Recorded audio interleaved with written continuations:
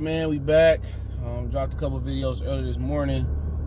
Michigan, Ohio State game on, so I had to make a move, so I'm on my way back to watch that. But got word early this morning that Oleksandr Usyk is going to take another heavyweight fight instead of enforcing his mandatory. So right now, that means that Ruiz can either, he can defend the IBF, okay? He can defend the IBF if he beats AJ in a rematch, which, it may or may not happen. I have a prediction video on Monday. Or he can drop the IBF and they can pay Fury to step aside, and him and Wilder can do a 3-belt unification. But let's talk about it. We back. Goodfellas Sports TV. Make sure you hit that subscribe button, bell icon button, share the video. Appreciate the love, support. Get the camera together. Yeah, there we go. So Ruiz got a lot of options, okay? I'm talking about Oleksandr Usyk. All right, Chaz Weatherspoon was not the ideal tune-up, all right, to get ready for the heavyweight division. I think it's the smart move to fight somebody else in the heavyweight, especially like Dereck Chisora, who's rumored to be Oleksandr Usyk's next foe. That's a tough fight. That's a good fight. That's a winnable fight because, all things, Oleksandr Usyk should be able to outbox Dereck Chisora. All right, but Dereck Chisora is one of those dudes that keep coming. He gave Dillian Whitehill in 2 fights, and like I said before, he ain't no easy out. He is not no easy out, and I think it's kind of dangerous, but it's kind of needed, because if he can get used to the strength and the size and the girth and the ring of Dereck Chisora, he can take his pressure. He can kind of figure out in camp and then during the fight and after the camp how you need to fight bigger guys. Now, how many guys, bring the pressure like Dereck Chisora in the heavyweight division? I mean, it ain't too many, because, Joshua is a guy that can pressure a little bit, but he not going to sell out like Chisora. Wilder, he another guy that fight from distance, keep it in his punches. Fury boxes at distance, keep it in his punches. Think about Luis Ortiz down the line. Ortiz can pressure a little bit, but not to the extent that Dereck Chisora. But it's a good fight to get used to the size, the strength of a natural heavyweight, and it's a guy that at the end of the day, you can outbox and you can outpoint if need be, But Usyk fighting Chisora is gonna have to get establish some type of respect at some point in the fight, because even how good his stamina is, a guy like Chisora is gonna bring pressure, and he gonna be able to cut the ring off, because he gonna be able to walk through Usyk punches if Usyk don't learn to sit on his punches and get respect. If Usyk come out there pity pat, roll out, Chisora eventually gonna find a home, sit in his chest, and then Usyk gonna have to fight at close corners.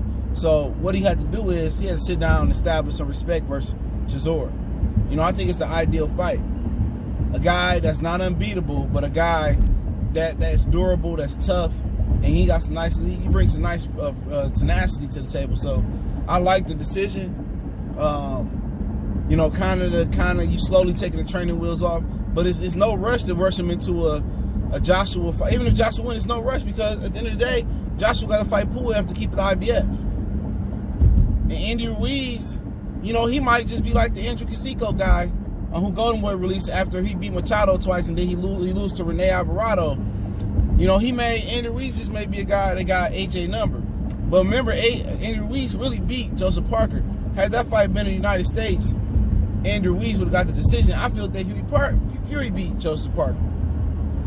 That's just my humble opinion, but Ruiz, if he can win, he has some options.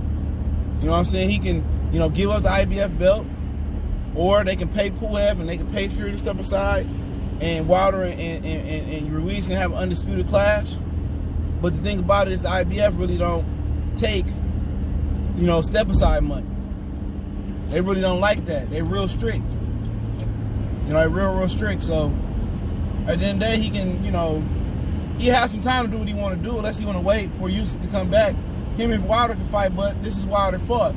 Wilder tried to, he should have waited until after, AJ and Ruiz happened to sign these deals with Ortiz and Fury. Because if he didn't sign to fight Fury, this man could have fought Andy Ruiz in like February or March.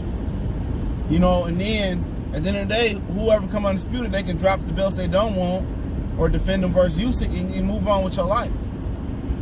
You know what I'm saying? Or they can establish, you know, or do what they want to do. But anyway, they got to fight Puev. Somebody got to fight Puev. And the IBF with their useless, pointless-ass mandatories. Puev is an absolute garbage can right now. That's a waste of our time to give Puev a title shot. The only heavyweights that deserve title shots are like Fury, you know what I'm saying, Ortiz.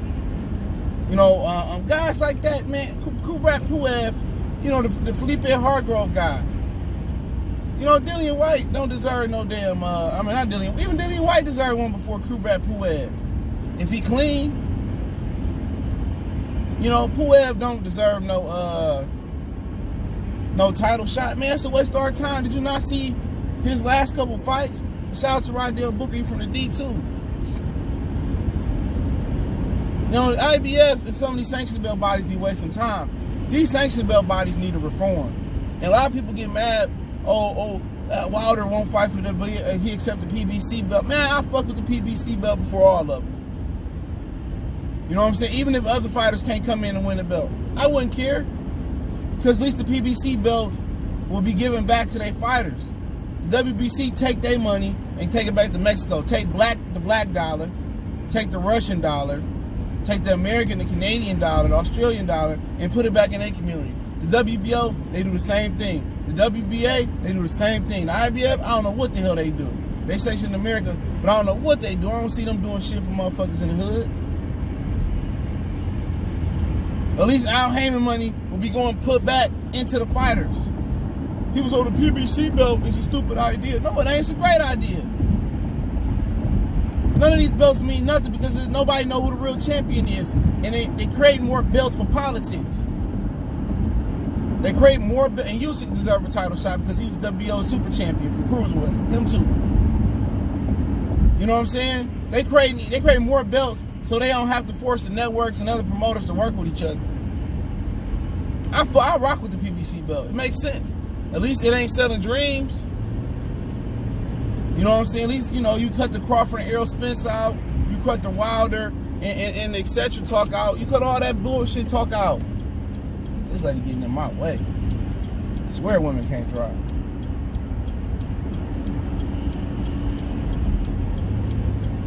You know, but at the same time, like I said, I think Usyk making the right decision.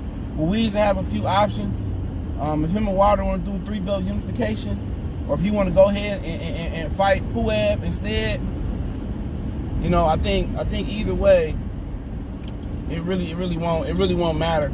I mean, does it really matter if Wilder and Ruiz have all 4 belts on the line? To a certain extent, it does matter, but they got to see Usyk regardless. Eddie Hearn got a trump card, so why would Eddie Hearn just take all his chips, cash them in when he in a position of weakness?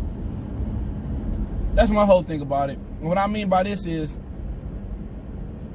with Eddie Hearn, like AJ, you make AJ turn around quickly to stop Wilder from getting the belts, right? That's what he's doing, all right? AJ lose, then you turn around and put AJ versus Ruiz. Ruiz lose, and then what do you got?